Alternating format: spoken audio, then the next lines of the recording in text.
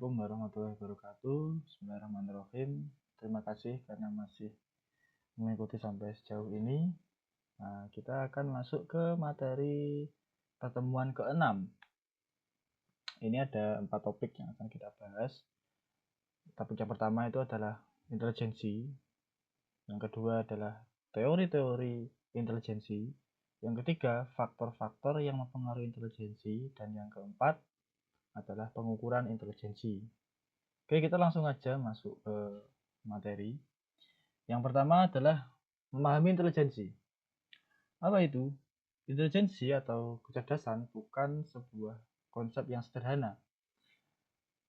Berikut beberapa definisi gitu ya, menurut rujukan para ahli. Yang pertama itu ada dari Jalaluddin Rahmat yang mendefinisikan intelijensi sebagai kemampuan untuk menyesuaikan diri dengan lingkungan, memecahkan masalah, dan belajar dari pengalaman. Ini adalah kecerdasan praktis untuk hidup. Yang kedua, menurut Widyatun, menyebutkan bahwa intelijensi meliputi kemampuan untuk berpikir abstrak, menangkap hubungan, belajar dengan cepat, serta menghadapi situasi baru secara efektif. Yang terakhir, menurut Alex Sobor, dalam lintasan sejarahnya menunjukkan bahwa intelijensi awalnya dilihat sebagai kemampuan mental umum atau general ability gitu ya, yang bisa diukur. Nah, intelijensi ini bukan hanya tentang IQ gitu ya. Kesimpulan kunci dari berbagai definisi di atas tadi adalah ya intelijensi itu kompleks dan multifaset. Seseorang bisa sangat cerdas dalam hal akademik misalnya, seperti menghitung ataupun menganalisa sesuatu gitu. Tapi kurang cerdas dalam hal sosial, misal ya menghibur pasien atau konseling kayak gitu. Jadi setiap orang itu punya kecerdasan masing-masing. Nah, topik yang kedua adalah teori-teori intelijensi.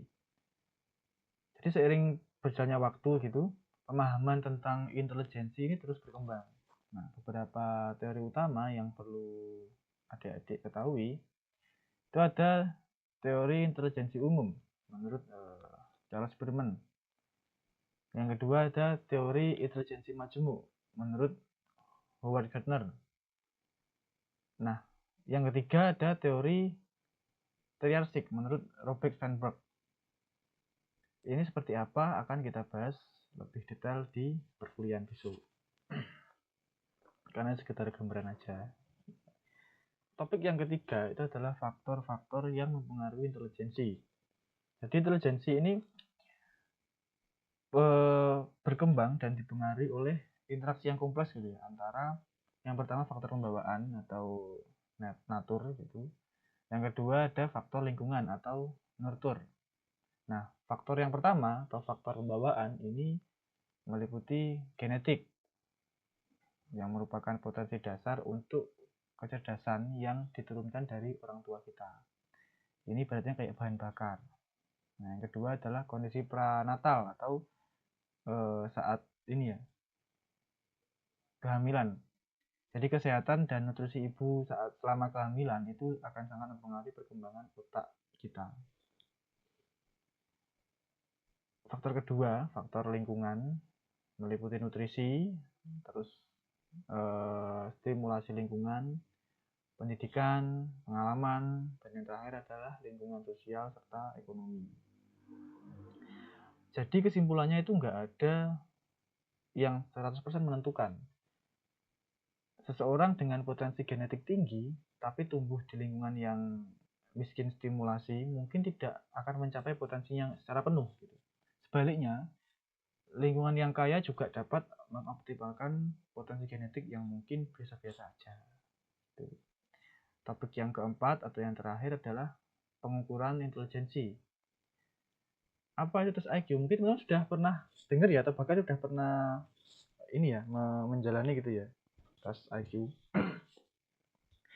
Jadi tes intelligent question atau tes IQ ini adalah alat yang dirancang untuk mengukur kemampuan kognitif seseorang seperti penalaran logika, terus pemecahan masalah, pemahaman verbal, dan disajikan dalam bentuk skor atau angka.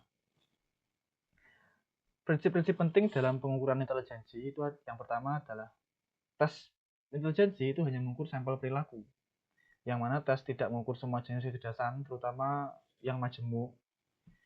Jadi tes intelijensi ini hanya mengukur sampel perilaku kognitif pada saat tes dilakukan. Lalu prinsip yang kedua adalah skor IQ relatif dan bandingkan dengan kelompok usia. Jadi skor IQ ini menunjukkan posisi seseorang dibandingkan dengan populasi seusianya. Skor rata-rata itu antara 90 sampai 110. Nah, dan prinsip yang ketiga, ada berbagai jenis tes. Ada tes untuk individu, juga ada tes untuk kelompok. Nah, jadi yang perlu teman-teman ingat, skor IQ ini bukan ukuran mutlak dari keberhasilan gitu ya. Terus juga jangan menjadikan skor IQ sebagai stigma. Apalagi sampai dijadikan sebagai labeling gitu. Lalu aplikasinya di dunia kesehatan itu apa sih kayak gitu? Pemahaman ini dapat membuat teman-teman jadi lebih empatik. Seseorang pasien gitu misalkan yang sulit memahami instruksi terkait obat, mungkin bukan karena dia nggak patuh, tapi ya mungkin memang kemampuan kognitifnya itu terbatas atau kemampuan intelijensinya itu terbatas. Jadi tugas adik-adik ya menyesuaikan ini cara komunikasi serta menyesuaikan gaya edukasi pada pasien yang ditemui gitu. Nah, saya kira cukup untuk pertemuan ke-6. Kita lanjut ke pertemuan ke-7. Tetap sehat, tetap semangat. Jangan lupa minum, kalau mau makan dulu. Oke.